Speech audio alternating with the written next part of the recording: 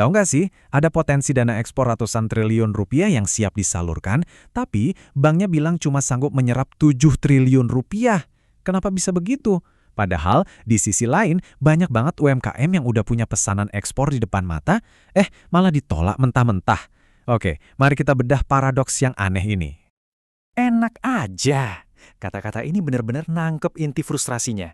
Gimana enggak? Di satu sisi ada dana besar yang nganggur.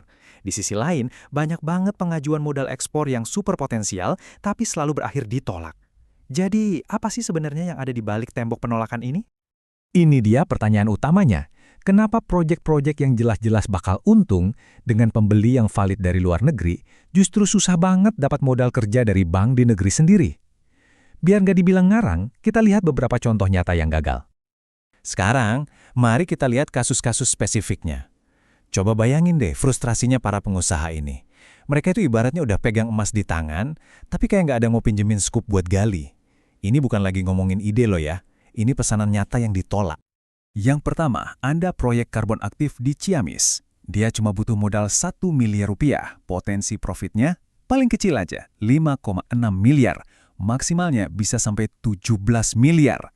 Harusnya ini investasi yang jelas banget kan prospeknya, tapi realitanya, hasilnya ditolak. Gagal.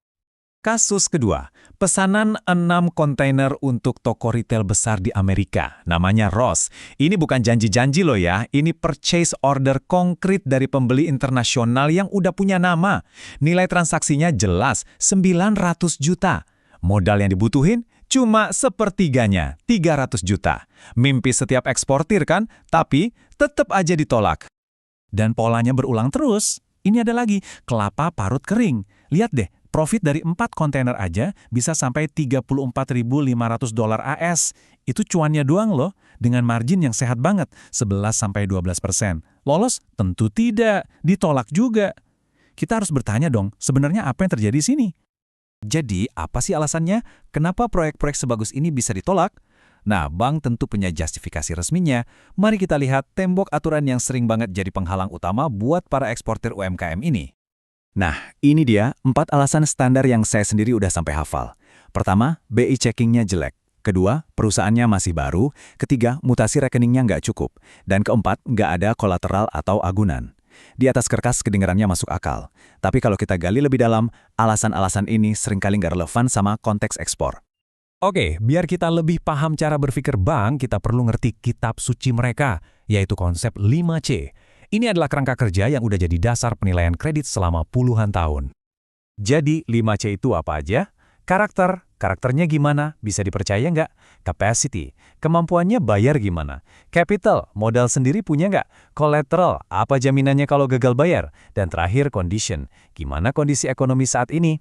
Kedengarannya logis kan? Tapi penerapannya ini yang sering jadi masalah.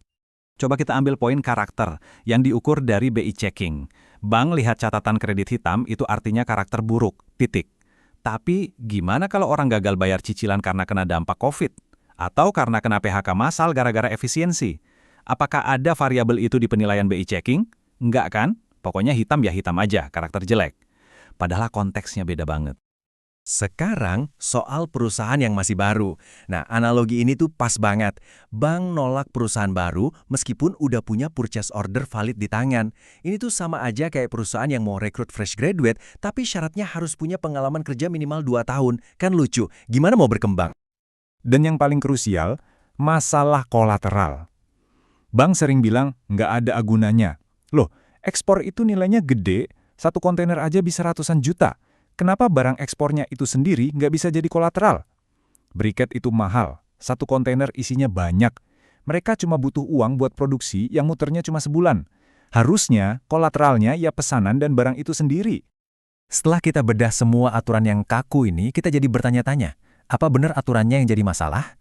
Atau jangan-jangan aturan ini cuma jadi alasan yang nyaman aja buat sesuatu yang lebih mendasar, yaitu keengganan untuk repot dan berinovasi? Nah, inilah pertanyaan kuncinya. Apakah bank, terutama bank pemerintah, mau sedikit lebih repot?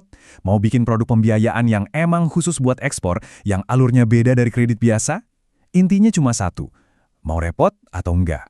Seharusnya kan institusi keuangan, apalagi yang punya negara dan dananya juga dari rakyat, itu tugasnya jadi pemecah masalah, jadi problem solver. Mereka harusnya jadi mitra aktif yang bantu UMKM, bukan cuma jadi benteng yang berlindung di balik aturan kaku dan investasi yang gampang-gampang aja. Oke, cukup kritiknya, sekarang kita bicara solusi. Karena sebenarnya ada kok model pendanaan yang lebih praktis, yang bisa ngurangin risiko bank sekaligus bikin ekspor UMKM ini jalan lancar. Modelnya simple. 1, dananya langsung bayar ke pabrik, bukan ke eksportir. Jadi uangnya pasti buat produksi. 2, bank ikut awasi proses produksinya. 3, begitu pembayaran dari bayar masuk, rekeningnya dikunci dulu. 4, bank ambil bagiannya. Nah, yang kelima, baru sisa dananya dilepas ke eksportir. Simple kan? Risikonya diminimalkan di setiap langkah. Ini membawa kita ke pertanyaan terakhir. Mungkin udah saatnya kita mikirin ulang peran bank pemerintah. Pertanyaannya bukan lagi apakah mereka bisa, tapi apakah mereka mau bertindak seperti investor bagi kemajuan UMKM bangsa.